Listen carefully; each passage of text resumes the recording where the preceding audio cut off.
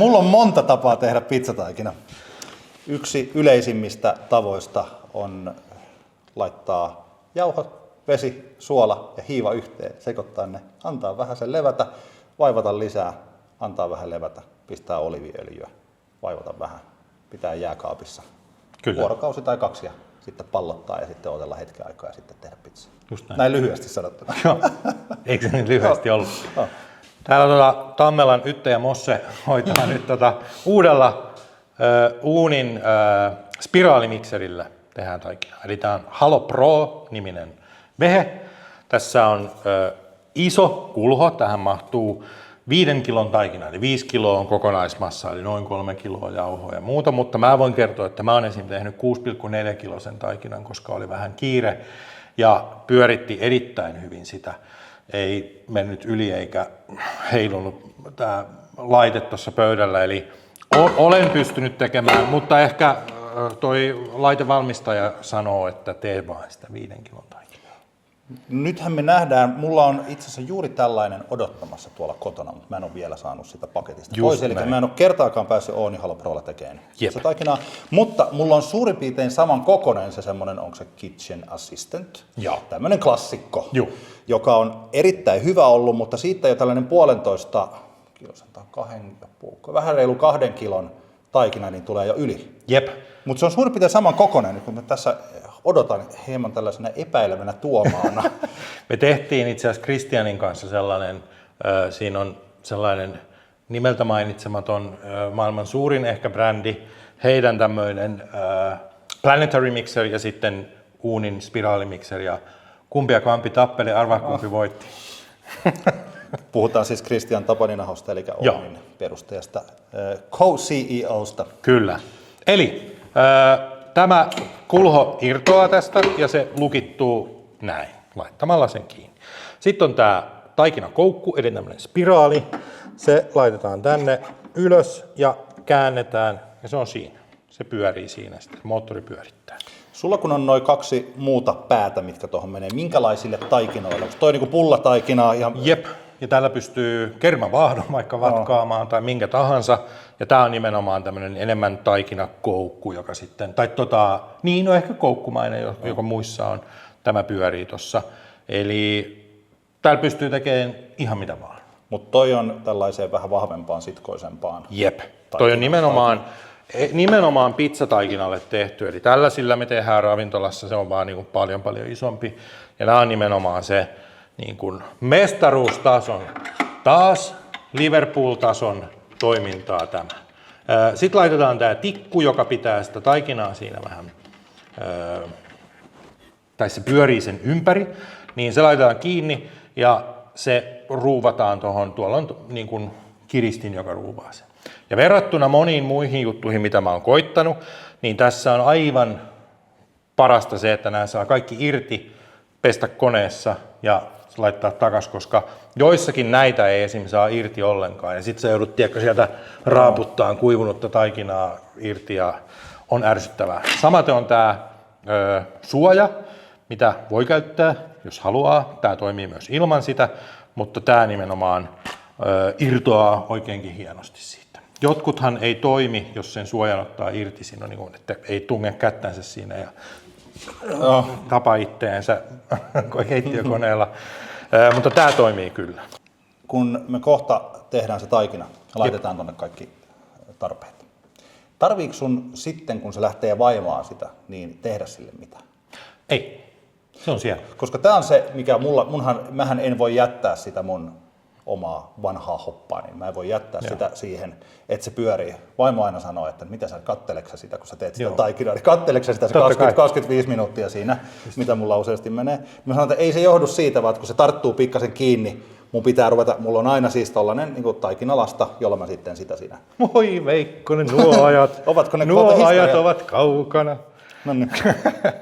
Eli tehdään oikeastaan aika perustaikina, 60% hydraatiolla. Ja hydraatiohan tarkoittaa veden suhdetta jauhoihin. Ja 60% tarkoittaa sitä, että kiloon jauhoja lisätään 600 grammaa vettä, niin siinä on selitettynä 60% hydraatio. Ja tällä oppimäärällä pääsette jo viisastelemaan pizzanpaistajakanaviin, Facebookiin, muiden keskikäisten insinöörimiesten kanssa, että mikä se oikea hydraatio nyt sitten on. Sanoisin, että se on 60 ylös ja alas vähän oman maun mukaan, mutta mun mielestä se on hyvä lähtökohta tehdä, että saa elastisen vedyvän taikinan. Siinä on sillain, että riippuu toki aika paljon myös jauhosta, että mihin jauhoon laittaa mitäkin, mutta se 60% on tosi hyvä lähtökohta, koska silloin sitä pizzapalloja niitä on myös vähän helpompi muokata. Jep. Koska jos tekee vaikka 70% tai jopa yli, niin se on aika venyväinen, aika sellainen, se tarvii hellää kosketusta. Kyllä, ja mikä meiltä löytyy. Meiltä löytyy, mä just tein 80%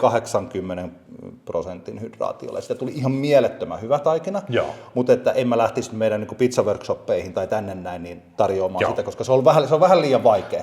Toi 60 on hyvä, koska me halutaan, että kaikki onnistuu siinä pizzan tekemisessä ja se on mahdollisimman helppoa, eikä mahdollisimman vaikeaa ja tieteellistä ja kaikkea, vaan kaiken pitää olla helppoa. Ja tässä siinä Vonnegutin kirjassa sanotaan, että kaikki oli helppoa eikä mikään tehnyt kipeää. Jotenkin tällä lailla. Ja sitten taas joku sanoo, että vaikka tekee kipeää ei haittaa. Niin. Lyödään päälle, se lyö tommoset ja osaatko valo. puhua?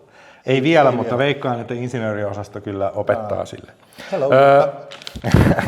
Meillä on tällä hetkellä 1,5 kilon säkki uunin omaa 00 pizzajauhoa. 320 on W-arvo, eli tämä on aika vahvaa jauhoa.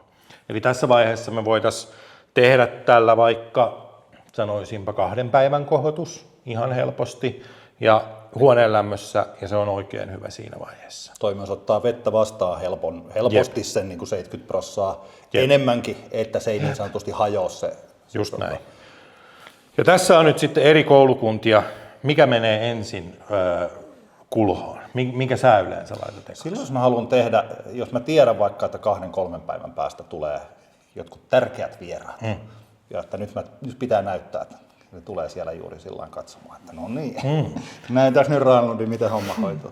Silloinhan mä laitan jauhot ja 90% vedestä ja hiivan. Okay. Sitten mä vaivaan sitä noin 10 minuuttia. Samaan aikaan suola on sitten tähän 10% vettä sekoitettu. Sitten pitää jonkun verran sekoittaa. Ja sitten mä lisään sitä vettä siihen pikkuhiljaa, että se imeytyy. Ja sitä noin 10 minuuttia. Ja sen jälkeen mä tykkään useasti pistää oliiviöljyä vielä siihen taikinaan. Okay. Noin 2%. Eli kiloon 20 grammaa. Ja sitten sitä kanssa vaivataan sen verran, että se on valmis. Tämä on Luca Platanian, eli niin, muun muassa Slicemonger Pizza-podcastista tunnettu vieraan. juuri niin. Perustanut esimerkiksi Pizzarium aikanaan Forzan, Lukas Pizzeria ja nykyään on sitten puolisonsa Sallan kanssa Italiassa ja sinne perustanut juuri. Kyllä, mies ei voi lähteä pizzahommista. Joo, niin tämä on hänen opettamansa. Se on se mun niinku sillain, jos mä haluan tehdä tosi hyvää. Mutta aika useasti mä laitan vaan kaikki kerralla. Mun täytyy myöntää, että mä laitan näin. Mä laitan tähän määrään 900 grammaa vettä. Eli kun tää on 1,5 kilon säkki, niin siihen tulee 900 grammaa vettä. Sitten mä laitan noin 30 grammaa suolaa. Se on se 2%. 2% suurin piirtein. Tähän väliin voin sanoa, että jos ostaa semmoista oikein hyvää leipää jostain tuolta marketin paistopisteestä, niin siinä on ehkä 1,6 ja se on aika suolainen. Pizzataikinahan on suolainen, mutta ei mitenkään älysuolainen. Se 2% on aika hyvä. Kyllä. 20% kilon jauhoja on hyvä. Ja kun on kerettiläisenä, mä lisään hiivankin jo tässä vaiheessa, koska se, että se suola söisi hiivan tehoa, ei kyllä pidä paikkaansa. Se on ihan täyttä höpönpöpöä. Oletko sä eri mieltä kuin Luca Platani? Olen. Okay. In your face. Okay. Tästä tulee controversial. Ja kohta tässä, somessa kuohuu. Kyllä. Ne insinöörimiehet lähtee barrikaadeille. Mun täytyy sanoa siinä, kun avaat sitä jauhoa, niin en mäkä esimerkiksi siinä, että lähteekö se hiiva toimimaan vai ei. Sillähän sitä useasti perustellaan. Niin mulla ei ole ikinä jäänyt hiiva sillä, että se ei ole lähtenyt toimimaan. Aina lähtee toimimaan. Ei mullakaan. Ja tässä vaiheessa voidaan ottaa puhelimella vähän kuvaa täältä sisäosasta videolla. Noin. Eli siellä kelluu pohjalla hyvännäköisesti. Sitten Mä laitan tästä, kun painaa näistä napeista, niin tää laskeutuu tonne. Ja tässä päällä on tämmöinen säädin, millä saa sitten tehoja säädettyä. Ja mä aloitan usein sillä, että tää on ihan tällä alimmalla 5% teholla pyöri. Eli se just vaivaa vaan ja vähän alkaa sekoittaa. Sitten mä rupeen kaataan jauhaa tonne sekaan. Tommonen puoli pussia.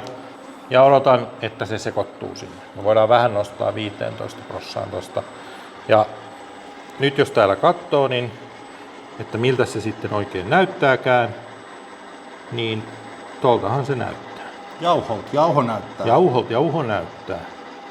Ja tuosta päältä kun katsoo vielä, niin tässä on siis ajastin, minkä saa ajastaa, ja se hälyttää sitten, kun aika on loppu, mikä on aika kätsy, koska tätä ei nimenomaan tarvitse jäädä vahtiin siihen pöydälle, vaan sä voit jättää tämän pyöriin, ja sitten kuuluu tilulilu, ja siinä vaiheessa se rupeaa olemaan hyvä. Kauanko sä vaivaat? Mä teen usein niin, että mä pistän sen sillain sekaisin, että siinä on noin 5 minuuttia ekaksi, että se alkaa muodostuun taikinaksi. Ja sitten siinä vaiheessa mä pidän pienen tauon, riippuu vähän mikä on oma tahtotila. 10 minsaa. 10 minsaa varttia, joskus vaikka tuntikin, ei silloin niin väliä.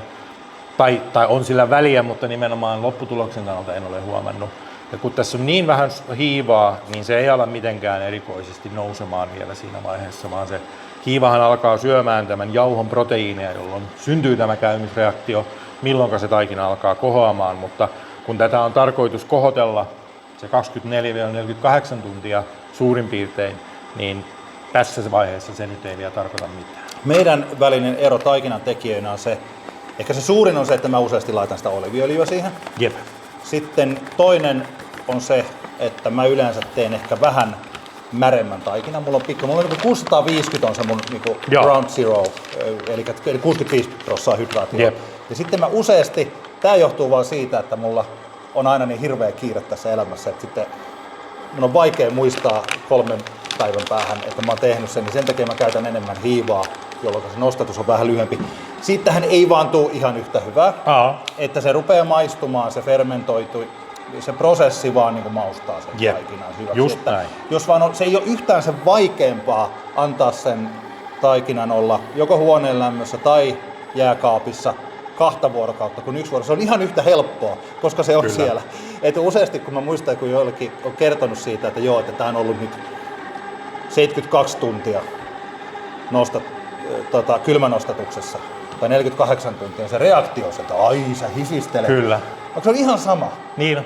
Se on ihan sama lentää lentokoneella Teneriffalle tai Berliiniin. Se on ihan sama sille ihmiselle. Niin. Toinen vaan tuntuu jotenkin siltä, että ai sä hifistelet sillä. Joo, ja mua niin kun, tähän pizzamaailmaan olen jollain tavalla nyt lähtenyt intohimolla mukaan, ja se intohimohan tässä on se juttu. Ja mun mielestä mua vähän häiritsee aina välillä, kun tulee tää hifistelijät. Sillä että sä nyt haluat tehdä niin kuin mahdollisimman hyvän. Mä esim. Toivon justiinsa, että autokorjaajat olisi hifistelijöitä, että ne ei korjaa mun autoa, niin sillä että no se nyt meni vähän sinne päin ja vähän sellaiset osat katsottiin, mitä nyt sattuu hyllystä löytää, vaan että ne on ne parhaat. Joo. Okei, ei parhaat, vaan niin kuin hintalaatuisuudeltaan niin. Parhaat. Autojutuissa ainakin. Joo. Etteikö ole sillä lailla, kun mun autossa, jossa jäi joku öljykello kiristämättä ja sieltä tuli öljyt pihalle ja moottori rikki. Niin. Niin mun mielestä, että oispa ollut hifistelijä korjaamassa. Niin. Oispa vain ollut. Että jos sä kerran näet sen vaivan tehdä pizzataikinaa itse, niin tee nyt Herranjumala siitä sitten mahdollisimman hyvä. Varsinkin kun tää ei sillain teknisesti, että tuossa kun Jukka kaatoi juuri jauhot sinne, niin se on ihan yhtä helppo kaataa ne huonot jauhot kuin hyvät. Yep. Ja se on ihan yhtä helppo antaa sen tietyllä tavalla kohota jonkun aikaa, pitkään kuin lyhyesti. Tämä on aika yksinkertaista, niin kuin lapsikin osaa tehdä. Kyllä. Varsinkin tällä. Sitten jos pitää niin kuin vaivata käsin ja tehdä semmosia, niin se on ehkä sitten vähän hankalampaa. Yep. Tai vaikka jos mun taikinani on kokonaan tullut ulos sieltä, niin sitten siinä on tiettyjä kommervenkkejä. Jep. Tää on siis kaikesta leivonnasta pizzataikina on mun mielestä yksi helpoimmista.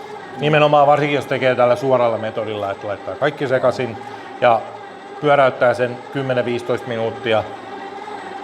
Se on siinä.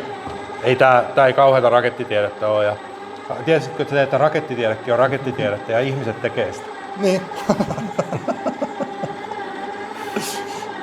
Hifistelee siellä niiden rakettiensa kanssa. Miksei? Joo. Miksi tuolla jotain koululaisprojekteinakin lähetellään raketteja? Niin. No. Nyt tässä näyttää siltä, otetaan vielä tästä kuvaa, että kuivia kohtia ei enää ole. Eli se on aika hyvin tollain lähtenyt muovautumaan se taikina. Ja tässä kohtaa mä usein pidän sen pienen tauon. Ja nyt me voidaan esim. Keittää Talmannin kanssa kahvit. Noniin, ja nyt taikina on vähän aikaa tuo kehittynyt kulhossa. Jatkamme vaivausta. Tadaa! Ja nyt voidaan vaikka pistää 25 pinnaa. Ja nämä on vähän makuasioita. Jotkut haluaa surruttaa 5%, eli siis pienimmällä teholla. Se lähinnä vaikuttaa siihen, paljonko tämä lämpiää tämä kulho. Ja useathan semmoiset vähän erilaiset mikserit tekee hirveätä työtä, jolloin se lämpiää, jolloin taikina lämpiää liikaakin. Ja siitä ei oikeastaan haluta saada, koska sehän hiiva alkaa, mitä lämpimämpää on, niin sitä paremmin se alkaa tehoamaan. Mä olen huomannut itselläni juuri tuon efektin ja tällaiset jännittävät asiat, niin kuin ei vuorokauden aika sentään, no ehkä sekin kesällä, mutta vuoden aika vaikuttaa siihen paljon. Eli kuinka lämmintä on siinä keittiötilassa, Kyllä. Paistaako aurinko siihen, tällaiset, se, että onko 19 astetta vai onko 25 astetta sisällä, niin se on aika merkittäväkin ero. Tästä syystä, mikä se oli se tyyppi, joka sä oot viitannut monta kertaa, kun te olitte tutustumassa näihin New Yorkin pizzerioihin, joka sanoi se, että you gotta touch the dough every day. Kuka se oli? Giorgia Caporusco, eli Roberto Caporuscon tytär toisessa sukupolvessa ja voittanut maailmanmestaruuden, mitä jaetaan siis Las Vegasissa Pizza Expossa aina maailmanmestaruuksia. Niin, Pizzan maailmanmestari. Pizzan maailmanmestari. Niin hän nimenomaan sanoi, että kun taikina on elävä organismi, että vaikka hän on vapaalla, niin hän tulee ravintolaan koittaa seuraavan päivän taikinat, että ne on hyvässä kuosissa ja että ne toimii sillä lailla, kun niiden pitää. Toi on ehkä se, kun puhuttiin hifistelystä tai se, että mä voisin ajatella, että kokemuksesta on kuitenkin hyötyä, koska silloin sen oppii näkemään, että minkälainen se taikina on alkuvaiheessa. Mulla ei ollut mitään hajua, että missä vaiheessa tämä nyt muuttuu sellaiseksi, että se irtoaa vaikka kulhoreunoista. Kun aina sanotaan, että vaivaa kunnes se irtoaa kulhoreunoista. Sitten siinä on vaivaa ja ei tää irtoa, ei tälle tapahdu mitään, mitä mä teen väärin. Mutta sitten mitä enemmän tekee, niin sitten oppii. Oppii katsoa, että missä vaiheessa se on. Ja just vaikka, kun puhuttiin tästä lämpötilasta, niin se lämpötila vaikuttaa siihen. Kyllä. Ja jossain vaiheessa vaikka talvisin huoneen lämmössä nostatus, se voi olla 6 tuntia, kun kesällä se voikin olla jo 3-4 tuntia, jos käyttää vähän enemmän hiivaa siinä. Just näin. Ja nimenomaan se, mä yleensä loppuvaiheessa vaivaan nyt paljon nopeampaa sitä. Tämäkin oli Luca Platanian ohjeesta, mutta siinä on se huono puoli, että tosiaan se voi lämmetä se teräskulho ja silloin se lämmittää sitä taikinaa niin kuin sä just sanoit ja sitten se nousee ehkä jopa liian nopeasti. Ja tässä nyt voi näyttää tavallaan, kun potkitaan renkaita tässä kunnolla, niin nyt tää on 25%, eli 4/4 teholla. Miksi sä täypöillä akselille? Täypöillä akselille, full power! Niin,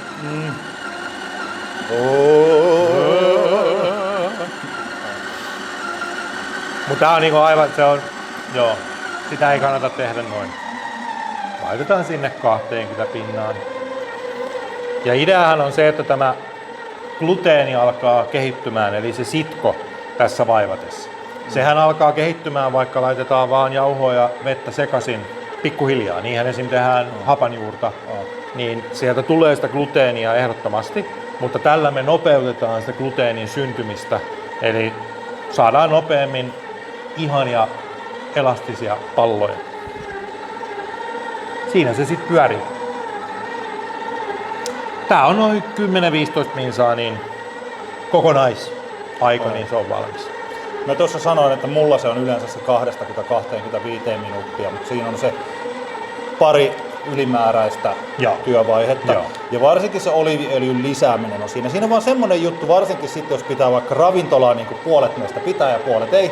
Kotona on helpompi aina laittaa sitä oliiviöljyä, mutta sitten kun pitää ravintolaa, niin sitten se maksaa aika paljon se oliiviöljy. Aivan, ja sitten kun on noussut ne hinnat aivan älyttömästi, niin Periaatteessa semmoiseen batchiin, jos laittaa vaikka, me tehdään 20 kilon taikina, johon tulee sitten 13 kiloa, 12,5 kiloa jauhoa, niin jos sä laitat prosentinkin oliiviöljyä, niin se rupeaa olemaan määrissä ja sillä että se on paljon.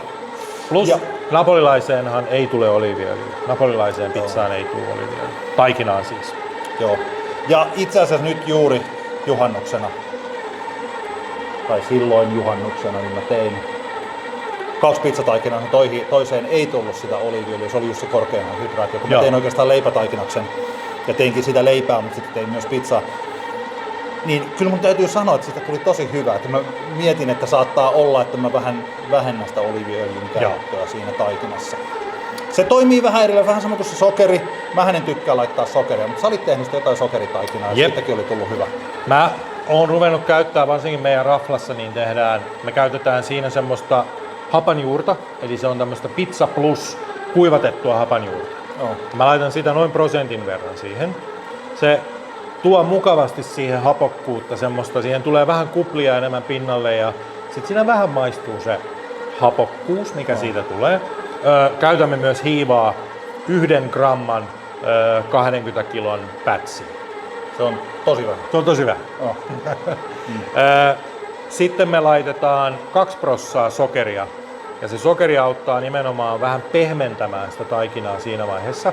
Teemme New York Style pizzaa. Idea on se, että me tehdään valmiit pizzat vitriiniin, josta lämmitetään sitten pizzoja, sliceja kerrallaan. Ja siinä vaiheessa me halutaan, että se pizza olisi mahdollisimman pehmeä, että se ei kuivu siinä vitriinissä ainakaan. Niin siinä vaiheessa se sokerin lisääminen on auttanut tosi paljon sen säilyvyyttä. Ja se on, sokerihan on tavallaan säilöntäaine. Ja jos pysyy alle 5% sokerimäärässä taikinassa, niin siitä ei tule pullaa vielä. Eli se ei maistu sinänsä siinä se sokeri millään tavalla. Kuulostaa hifistelyltä. Mä perustan ravintolaan, niin on pakko vähän hifistellä. Asiakas kiittää. Kyllä. Joo, nyt se alkaa pikkuhiljaa. Hei, tehdään tämmönen periaatteellinen pieni kompromissi, että lisätään tähän vähän oliiviöljyä. Ihan vaan katsotaan, miltä se rupeaa näyttää. Koska oliiviöljyn kanssakin tosiaan sitä pitää vaivata niin, että se öljy menee taikinaan sisälle. Jep. Ja siinä saattaa olla, jos käyttää jotain, esimerkiksi minun vanhaa taikinakonetta, niin se ei ihan heti siihen imeydy. Ja pientä kiiltoa löytyy. Toi on kyllä tosi kiva, kun puhuin siitä alussa, että joissain miksereissä niin se taikina on tulossa ylös sieltä, niin eihän toi ole kyllä, ei toi voikaan tulla sieltä. Ei, ja tää on niinku vielä aika pieni määrä, että tohon me voidaan lisätä melkein 2 pussia jauhoa vielä lisäksi. Joo. No ei nyt ihan 2, mutta sinne päin. Kun taikina on valmis, nostamme kulhon ylös, tai siis tämän koneiston. Kulho tälläin. Ja mä ainakin tykkään ottaa sen tähän niinku pöydälle, niin sanottu bench rest. Itsehän olen AVPN:n koulutuksen saanut, osaan tehdä aitoa napolilaista pizzaa. Siellä pidetään noin tunnin verran tässä vielä, niin kun, että se alkaa se rauhoittumaan se gluteeni siellä ja siitä on helpompi tehdä palloja. Ja se on itse asiassa aika suositeltavaakin, koska joskus kun se tulee suoraan tuolta, niin se on aika stressaantunut se taikina, eli se voi olla vähän semmoista jäykempää ja silloin sen pallottaminen on vähän hankalampaa.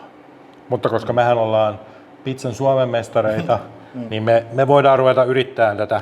Jotkut tykkää vielä tässä vaiheessa, ja tää on mun mielestä tää on vähän makuasia, mutta jotkuthan tykkää tehdä tästä vielä tällaisen pallon. Mähän teen sekä pallon, että mähän nostetaan sitä pallona vielä. Sä teet sillain. Joo. Kauanko sä nostatat pallona? Mä saatan nostattaa ihan sillain, että se on pallona sen vuorokauden. Okei, joo. Ja sitten mä laitan sen, tai siis puhutaan ehkä, että nyt menee termit oikein, eli puhutaan niin kuin bulkkina ja pallona. Kyllä. Eli tämä on bulk. Bulkproof. Jos ulkomaalaisia ohjeita menette läpi, niin siellä on nimenomaan Bulkproof, joka on juuri tämä kokonainen mörssäri. Ja sitten tästä sen jälkeen pallotetaan. Mä oon itse asiassa ruvennut tekemään nyt niin, kuten AVPN eli Associale Vera Pizza Napoletana ohjaa, että tunti tässä, sit palloiksi ja kohotetaan ne palloina. Joo. Ja siinä on se hyvä puoli, että se gluteeni alkaa kehittymään ja silloin se on ainakin valmista silloin, kun sä haluat tehdä sitä pizzaa. Eli sun ei enää tarvi odottaa, että se gluteenirihmasto siellä rupeaa eheytymään, kun sä pallotat ne uudestaan. Mulla siis se menee näin. Eli tässä vaiheessa mä laittaisin tämän taikinan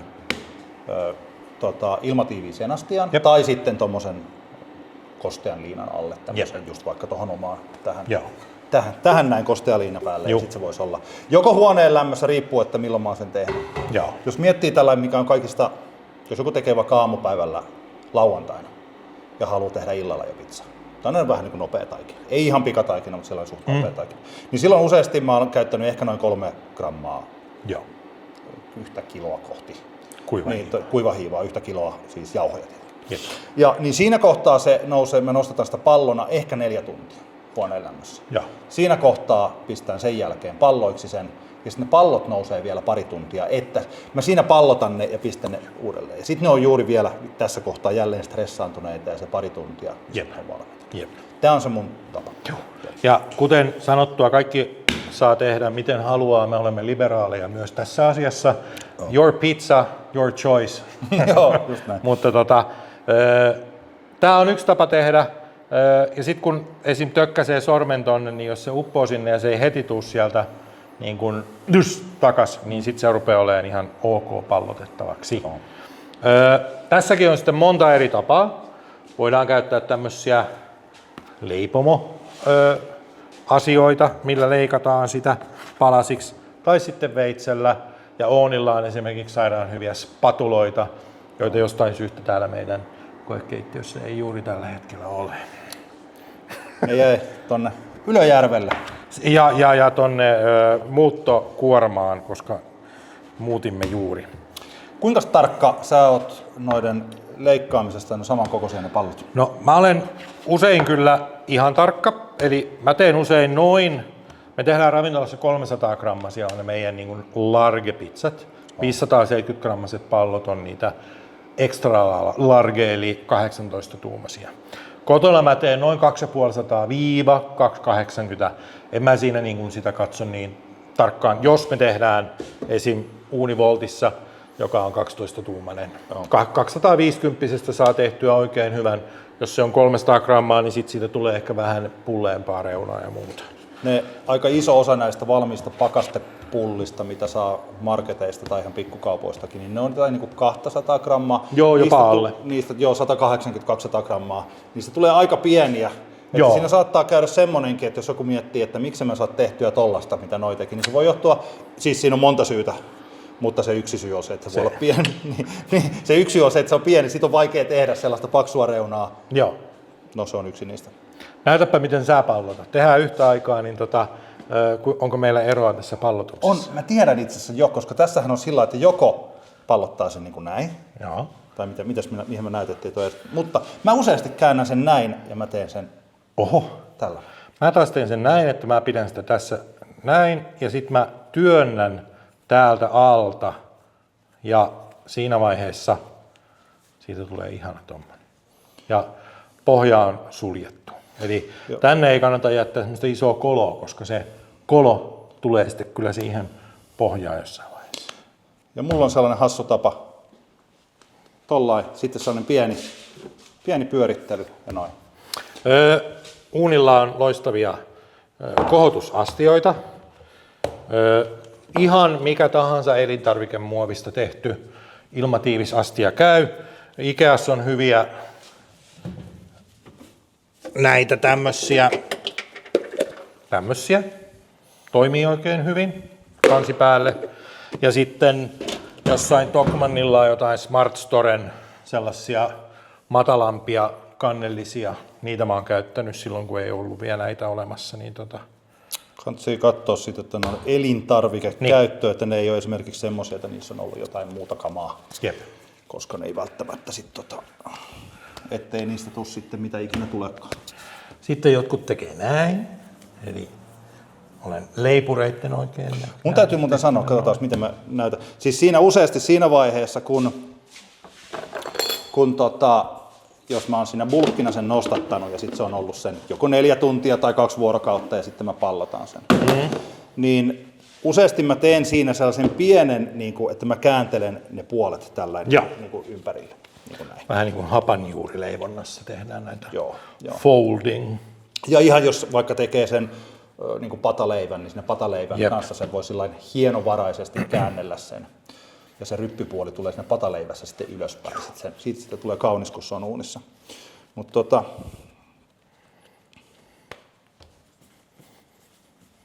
siinä. Tästä niin kuin huomaa, että me vielä olemme toistemme vaikutusalueella. Tehdään pizzaa ja pizzapalloja ja taikinoita. Mutta meillä on kuitenkin sitten lopulta niin kuin aika erilainen tapa. Jep. Mutta se on sitten jännä, että kyllä ne meidän taikinat, se lopputuote, niin kyllä ne on sitten vähän erilaiset myös. On varmasti, juu. Ja siinä on myös se sellainen tietty, en mä tiedä, kukin tekee vähän niin kuin oman persoonansa tai oman halujensa mukaan, näin mä oon oppinut se. Mutta tämäkään ei tarkoita, että mä tykkään aina tosiaan siitä, jos joku kertoo joku hyvän tavan, sitten kun itse kokeilee tai että tämähän on paljon parempi kuin se mun. Mä muuten otan ton. Juu, kyllä. Mutta tässä huomaa, että kun on hyvin tehty taikina, niin ei jää käsiin kiinni. Ei ollut edes lähellä. Ei.